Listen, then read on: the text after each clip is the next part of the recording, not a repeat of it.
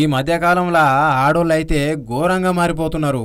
రోజు వార్తలల్లా ఎన్ని చూస్తలేము. కట్టుకున్న మొగలనే చంపేస్తున్నారు, కన్న పిల్లలను కూడా చంపేస్తున్నారు.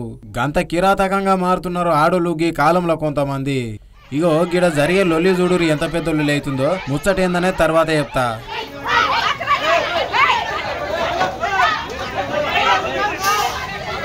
అగో గంత మందిని తీసుకొచ్చి గాయన మీద లొల్లి ఎట్లా చేస్తుంది చూడు గాక్క. వాయబ్బా చాలా మంది ఉన్నారు కదా, పెద్ద పంచాయితీ అయినట్టుంది. ఓరక్క చెప్పు తీసుకొని కొడుతుంది ఏంది ఈమె? అరే రే పాపం గా మొగోళ్ళు కూడా గాయననే పట్టుకున్నారు ఏంది? అన్న ముఖం చూస్తే జర అమాయకులు లెక్కున్నాడు. అసలు ముచ్చట ఏందంటే గీ అన్న ఇంకా గా చెప్పు తీసుకొని కొట్టింది చూడు గాక్క. గాళ్ళిద్దరు భార్యాభర్తలు. ఇక గామె గాల ఫ్యామిలీని మంచిగా చూసుకుంటలేదని చెప్పేసి ఊకి అనుమానించేదంట.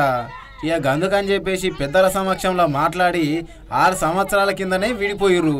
పెద్దల సమక్షంలో 2 ఎకరాల అగ్రికల్చర్ ల్యాండు, 40 లక్షల ప్లాటు, 20 లక్షల గోల్డు మొత్తం ఏడికాడికి సెటిల్ చేసి ఇక నీకు నాకు ఏ సంబంధం లేదని చెప్పేసి మాట్లాడుకున్నారట పెద్దోళ్ళ సమక్షంలో. ఇక జరిగిన 2 ఏళ్ల తర్వాత గా అక్కొచ్చి మళ్ళా కేసు పెట్టి మళ్ళా సతాయించుడు మొదలు పెట్టిందంట. గా అన్నోళ్ళ ఫ్యామిలీని అయితే మస్తు ఇబ్బంది పెడుతుందంట. కిరాయి రౌడీలను పంపించి ఇంటి మీద దాడి కూడా చేయించిందంట. 50 గ్రాముల గోల్డు, ఇంట్లున్న ఫర్నిచరు 7 కాడికి ఇరగొట్టిందంట కిరాయి రౌడీలను తీసుకొచ్చి.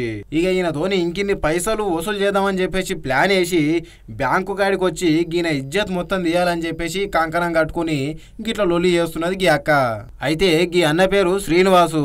ఏలూరు జిల్లా కొయ్యలగూడెంలో ఓ ప్రైవేట్ బ్యాంకులో మేనేజర్ గా పనిచేస్తున్నాడు గీ అన్న. అగో ఆమెకు సెటిల్ చేసినట్టు గతంలో అన్ని సాక్ష్యాధారాలతో సహా ఉన్నాయి పేపర్లు. ఒకసారి చూడుర్రి.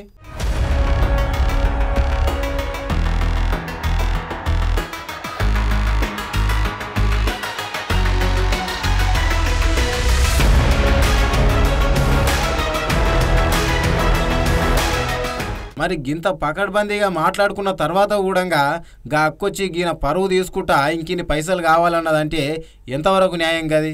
పోనీ కలిసుందామంటే గాళ్ళ అమ్మనాయనని మంచిగా చూసుకోదంట, ఊకే అనుమానిస్తుందంట, అసలు మనశ్శాంతిగానే ఉండనియదంట.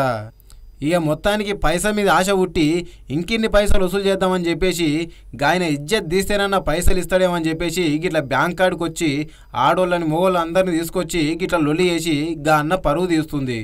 ఇక గా అన్న మాట్లాడుకుంటూ అయితే ఇవన్నీ తప్పుడు ఆరోపణలు, గామె అన్ని పైసల కోసం ఆశపడి ఇదంతా చేస్తుంది, నా పరువు తీయాలని నిర్ణయం తీసుకున్నది, గామె మీద పోలీస్ కేసు కూడా నమోదు చేసినాము అని చెప్పేసి గా అన్న అయితే చెప్తున్నాడు. పాపం ప్రతి చిన్నదానికి అనుమానిస్తూ ఈ గొడవలను పెద్దవి చేసి తర్వాత వీళ్ళు 498 DVC MC కేసులు ఫైల్ చేసి కోర్టు దాకా తీసుకువెళ్ళారు.